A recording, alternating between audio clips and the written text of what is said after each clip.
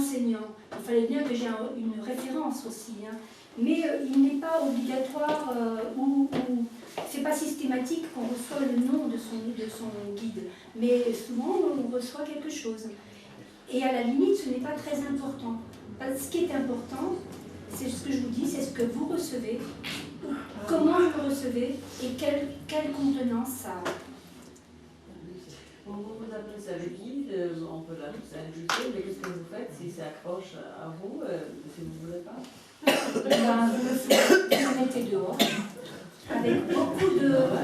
d'abord avec beaucoup de gentillesse, ensuite avec beaucoup de fermeté, et ensuite avec de la colère.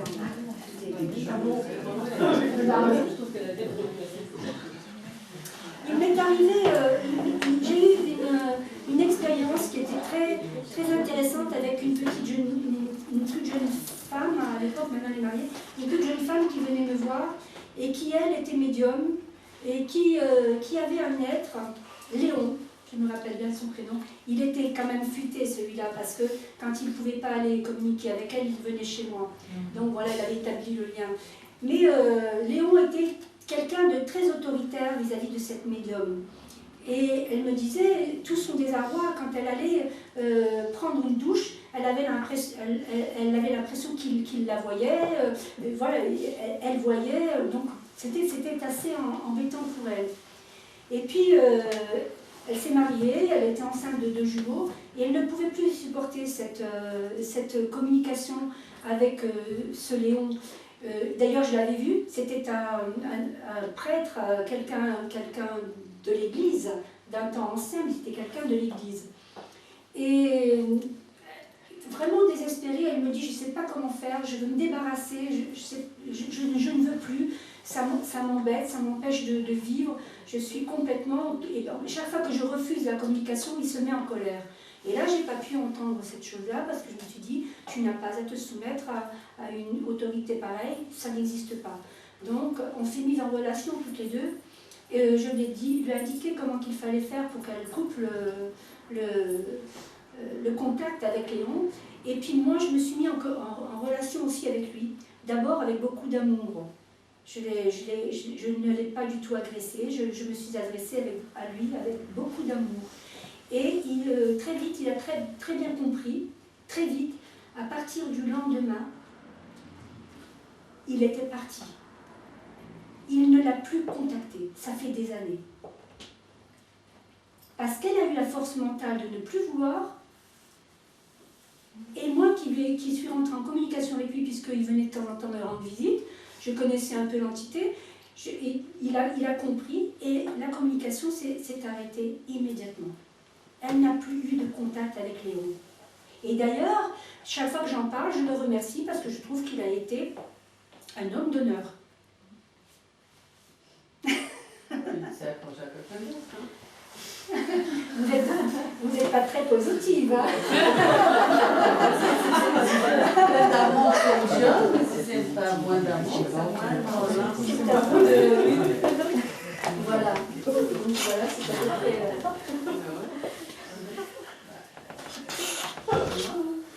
Oui, il faut avoir une force mentale qui est importante, hein, parce que c'est pas du premier coup, enfin les entités qui s'accrochent, on entend beaucoup de choses. Moi je crois que dès qu'on s'aperçoit que c'est pas positif, il ne faut pas persister. Non, sans persister. Comment justement pour faire partie, hein. Il faut être dans la prière, dans l'amour, dans la lumière. Il n'y a que ces mots-là qui sont magiques, vous savez. Il n'y a pas d'autre chose. Il faut être dans la lumière, dans l'amour, dans un plan de conscience qui ne tolère pas ces intrusions. Je travaille beaucoup avec les personnes schizophrènes, diagnostiquées. Oui, ça, moi je connais aussi. Donc en fait, ils entendent des voix, mais souvent qui sont... Oui, c'est très pénible, c'est terrible. C'est terrible. Alors, ça fait partie d'eux-mêmes. Est-ce qu'ils ont des contacts ce sont des médiums. C'est pas que du mental, hein, non, non, la plupart du temps, ils ont une médiumnité. Les contacts des Mais voilà, ils sont dans des niveaux qui sont pas très intéressants. Et ils souffrent énormément. Et on a énormément de mal à les aider, parce que moi j'ai 2 cas comme ça. Et je vous assure que quand le téléphone sonne et que je sais que c'est au bout du fil, je prie Saint-Michel d'être tout de suite là, parce que on se sent impuissant devant des cas pareils. Bien que leur volonté ne suffit pas à... Non, là ils ont une maladie tout de même. Et une faille, une maladie. C'est une maladie, la schizophrénie. Alors cette faiblesse aussi de laisser passer, ils n'ont pas la force physique de rejeter. C'est très difficile. Ça, 2 cas que j'ai là, c'est vraiment, je me sens impuissante. Ça me fait de la peine. Et souvent, je suis sollicitée par ces personnes-là. Elles ont besoin de m'entendre au téléphone, d'être rassurées tout le temps, parce que ce sont des personnes qui sont toujours... elles ont l'impression qu'elles sont toujours attaquées, voilà. Donc, il faut les rassurer tout le temps. Et là, ce sont d'innombrables heures au téléphone pour essayer de rassurer la personne, et c'est très fatigant. Mais le contact de l'hôpital ou pas? Oui, bien sûr. Mais pas forcément du bon niveau. Oui, la schizophrénie, c'est quelque chose, oui, on se sent impuissant. Oui. Ça, c'est un regret que j'ai de ne pas pouvoir être plus puissante à ce niveau-là. Mais c'est une maladie. Hein. C'est pas vraiment une maladie, hein. C'est simplement qu'ils n'arrivent pas à le gérer, c'est tout. Oui, c'est ce que je Pour dis leur aussi. apprendre à le gérer. Voilà, mais il y a des personnes, voilà. Moi, j'ai un de mes 2 cas, c'est une personne qui se laisse investir et qui n'est pas capable de stopper. Je suis sûre que dès qu'elle n'a pas un contact visible, c'est un manque pour elle. Oui. Certains psychiatres disaient en information que ces gens-là, il ne faut pas leur enlever les voix, parce que sinon ils ont l'impression de mourir. Bah, bien sûr. Ah oui, tout le temps. Comme si elles sont... Mais on ne peut pas leur enlever les voix. On peut pas en être... Enfin, moi, j'y suis jamais arrivée maintenant, je ne sais pas. Hein. Je parle que de moi. Hein. Moi, j'y suis pas arrivée. Et c'est toujours un peu désolant, parce qu'on se sent vraiment impuissant devant ça. C'est vraiment... C'est difficile. Voilà. On fait une pause, là. On fait une petite pause, si vous voulez. On fait une petite pause, Claude. Voilà.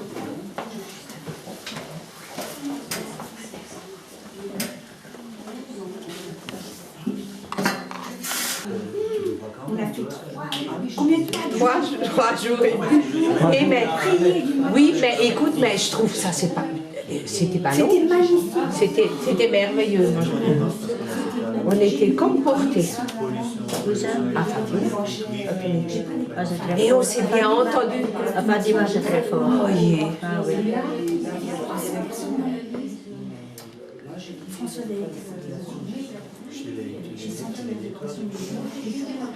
Il y a une très bonne énergie à Fatima. Hein. Oui, quelques temps après le message, j'ai vu ça. Voilà.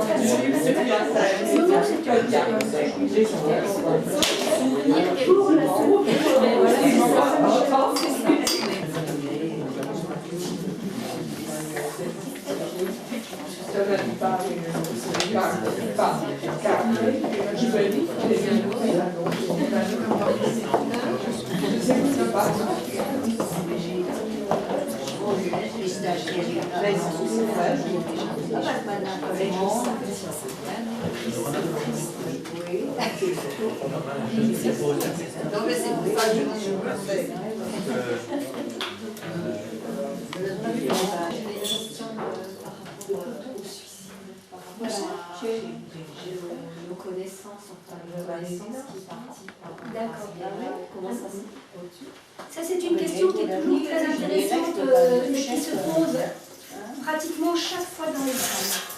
C'est cette inquiétude par rapport à quelqu'un qui se suicide.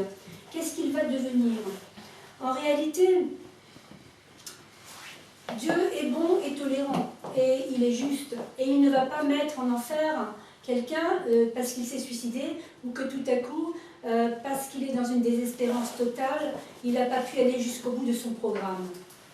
Alors qu'est-ce qui va se produire?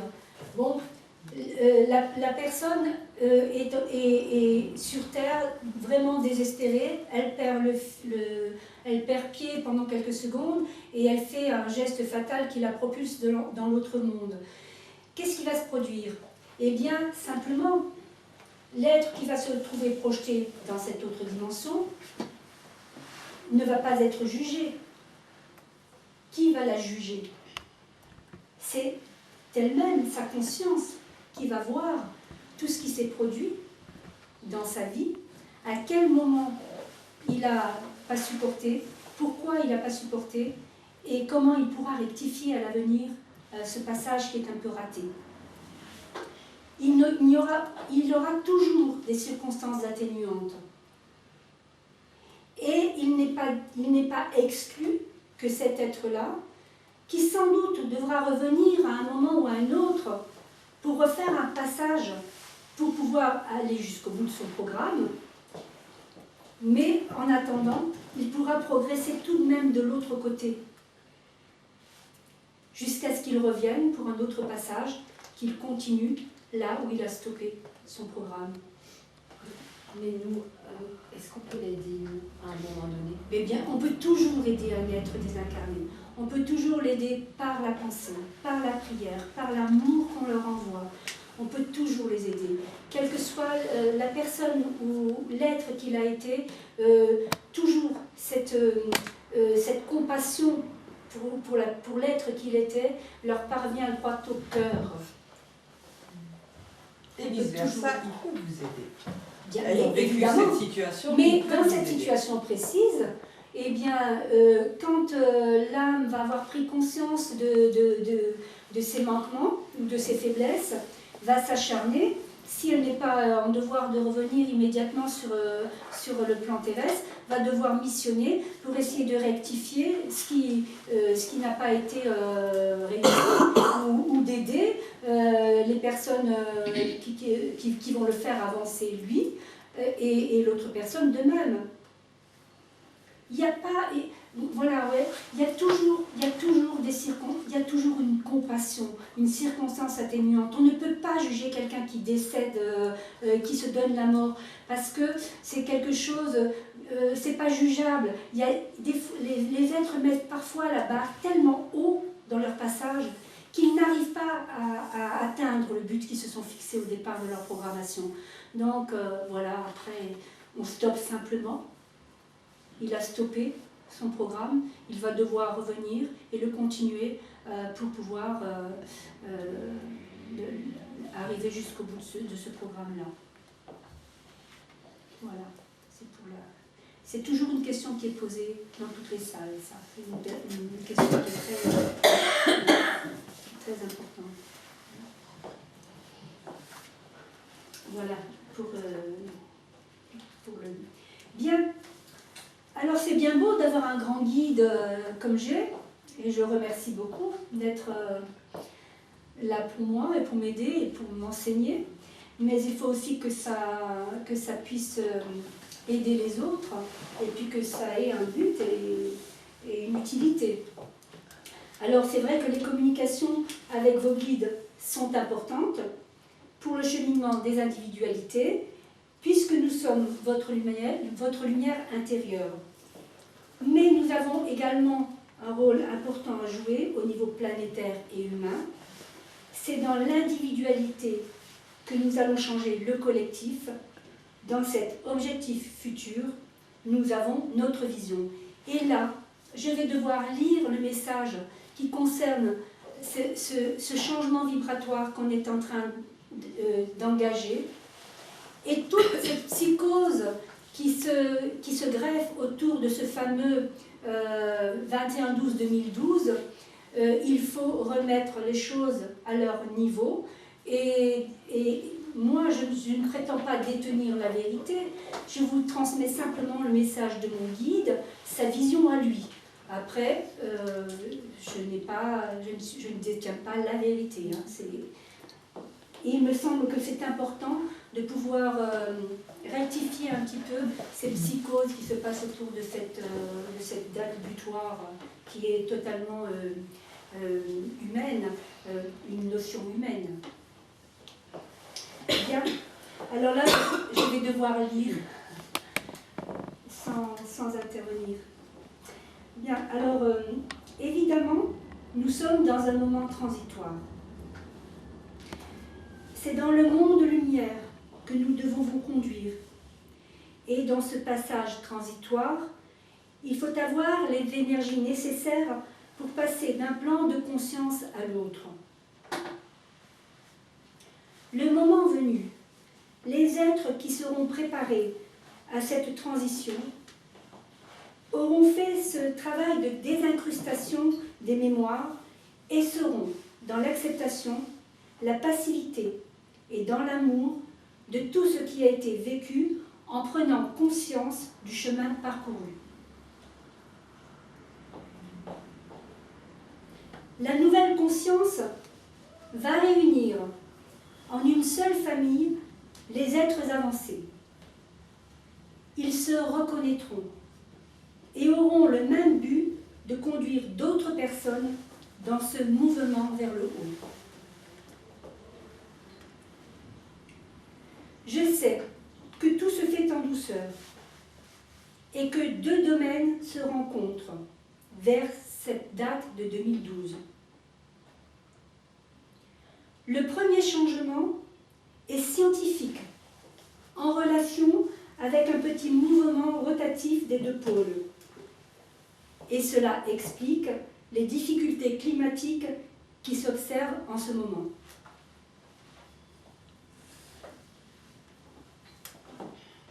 Tout est lié.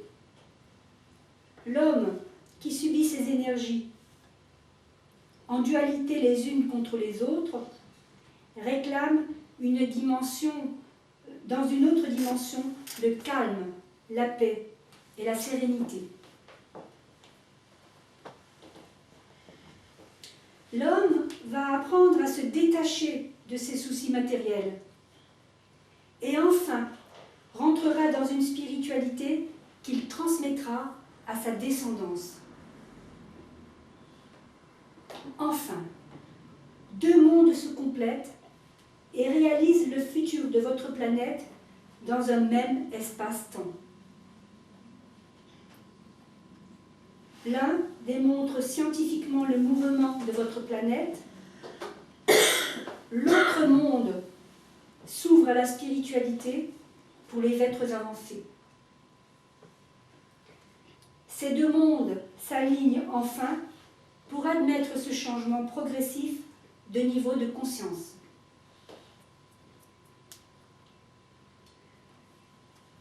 Se mettre en connexion avec le faisceau lumineux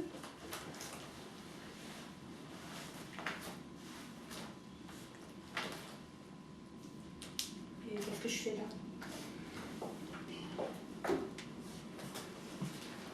Voilà. Se mettre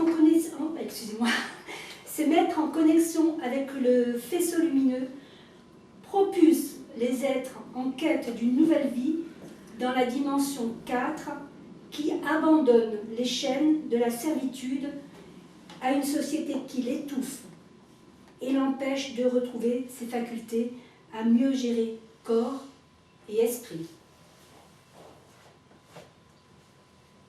Tout en douceur, mais parfois violemment, les êtres humains vont se sentir élevés dans une nouvelle conscience et leur corps physique doit s'adapter à ce nouvel état d'être. C'est pourquoi le nettoyage des mémoires est si indispensable. Et la décristallisation de ces mémoires allégera l'homme de son surpoids de bagages.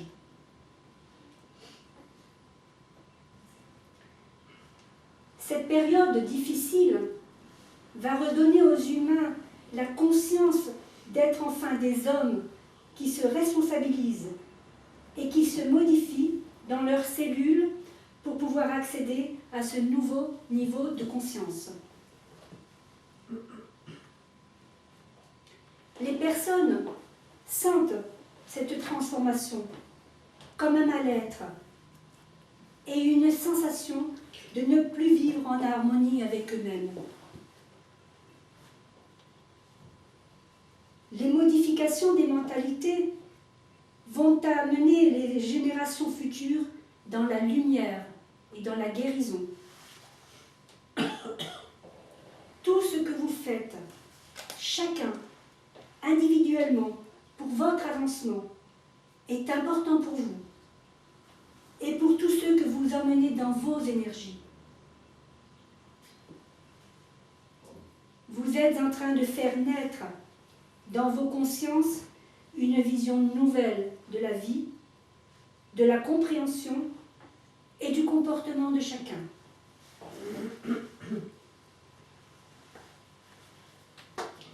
Votre fracture s'est faite entre le monde lumineux et les énergies négatives, et les êtres avancés ne peuvent plus reculer devant cette attraction.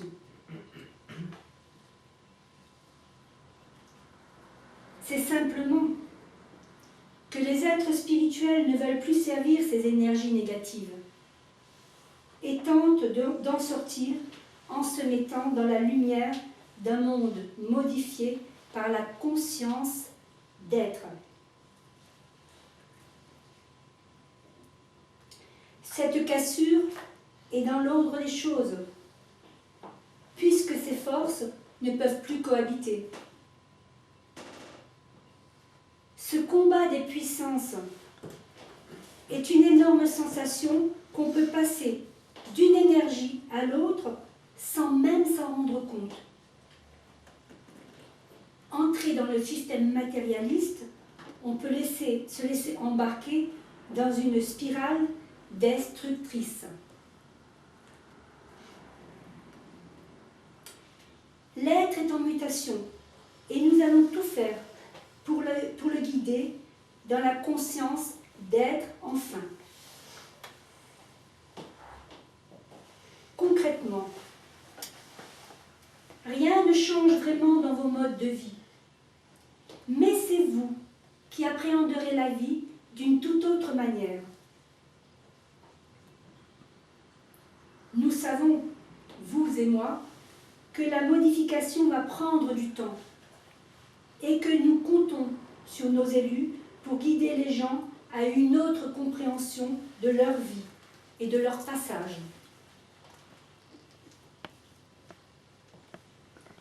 Le travail de mémoire est indispensable. Revenir en arrière permet de mieux comprendre le présent. Il est important de revenir en arrière pour désincruster les mémoires et donner un sens différent à la vie présente. C'est dans la mémoire que l'on libère les entraves.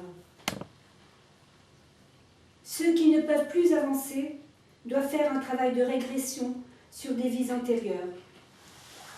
Le cerveau emmagasine toutes les histoires du passé et lorsqu'on tente de comprendre et d'analyser, on décharge le cerveau de la pression de ses mémoires.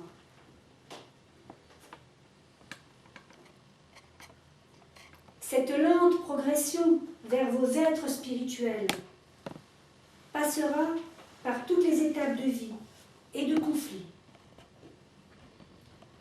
Ce nouveau cycle de vie terrestre est programmé depuis longtemps.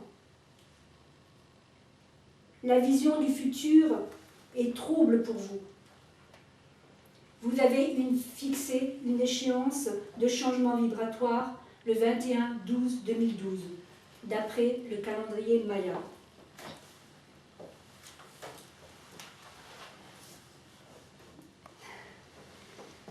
Le calendrier Maya est une forme de connaissance et d'observation par rapport au fonctionnement de certaines planètes qui vont annoncer des changements vibratoires et cosmiques.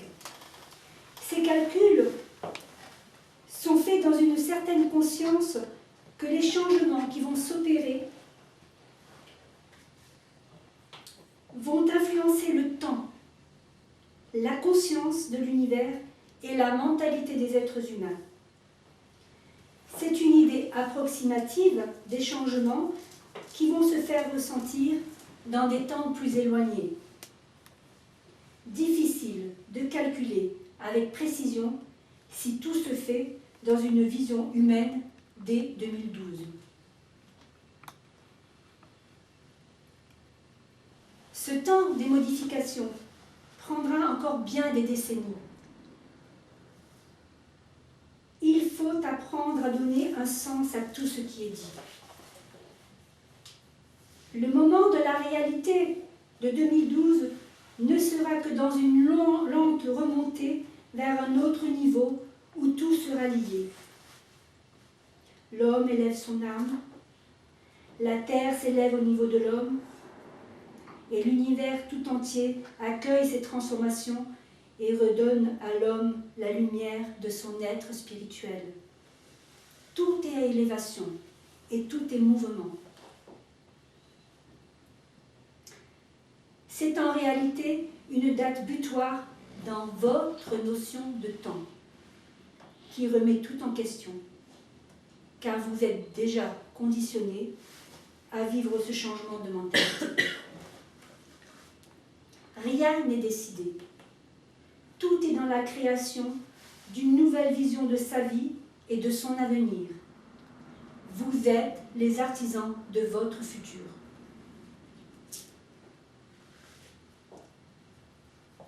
Les remises en question vous seront imposées par la société et par les difficultés que vous êtes en train de vivre dès à présent.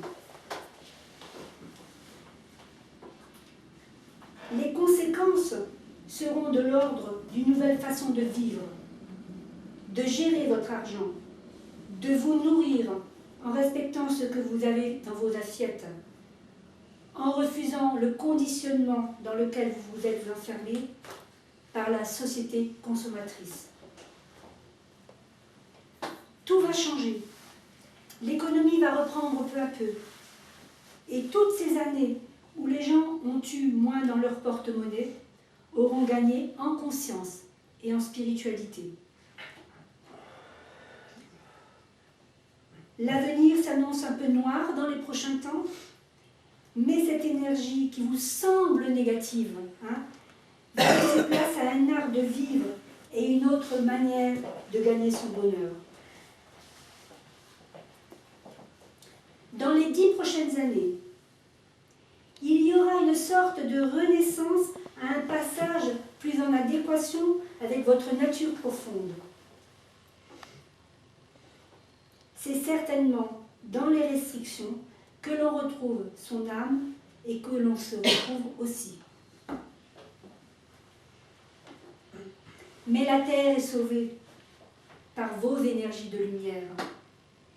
Et votre résurrection est dans votre changement intérieur et surtout dans vos intentions de voir enfin un monde plus serein, plus digne, plus amour dans tous les domaines. Et la lumière éclairera votre route. Vos âmes seront débarrassées des scories que vous vous êtes infligées. Nous, guides, serons encore plus proches de vous, car nos consciences se rejoindront à un niveau plus épuré. C'est dans la joie que l'on fera des projets futurs, dans la construction des cellules familiales. Et nous aurons gagné notre pari de sauver la planète et tous ses habitants. Une brise d'énergie plus d'amour se ressentira. Les communications et le partage se feront dans des approches plus fraternelles. Cela ne tient qu'à vous et à votre cheminement intérieur qui vous aura permis d'accéder à un autre niveau spirituel. Voilà ce que nous pouvons vous annoncer concrètement. Votre modification est en liaison directe avec la planète Terre et le cosmos. Votre changement engendrera le rééquilibre de toute la création. C'est ainsi que petit à petit, nous entrons dans une ère nouvelle avec un corps plus lumineux. L'étincelle divine régnera en chacun de vous, en une cellule d'amour universel. Et toujours ma copine qui me pose des questions me dit « Comment s'aligner au faisceau lumineux ?» Et qu'est-ce que l'alignement au faisceau lumineux? Alors mon guide me répond « Ta question est judicieuse. Il est vrai que ce changement de niveau doit s'adapter à une nouvelle conscience de chaque individu qui aura fait ce travail de cheminement. Mais il est vrai que des personnes qui auront une mission pour élever les êtres à cette nouvelle conscience peuvent entrouvrir cette porte et les mettre en condition de positionnement dans cette nouvelle énergie. Ne pensez pas une seconde que des êtres choisis qui prétendent avoir un contact avec les énergies ont le pouvoir de changer les mentalités, la moralité et la bonté de tous ceux qui veulent arriver à ce nouveau niveau comme par miracle. Il faudra qu'ils aient devant eux le miroir de ce qu'ils sont et la possibilité du changement qui peuvent s'opérer sur eux pour faire partie de cette nouvelle famille d'humains conscients et responsables. Personne ne peut totalement amener quelqu'un à cette modification sans qu'il soit dans cette démarche.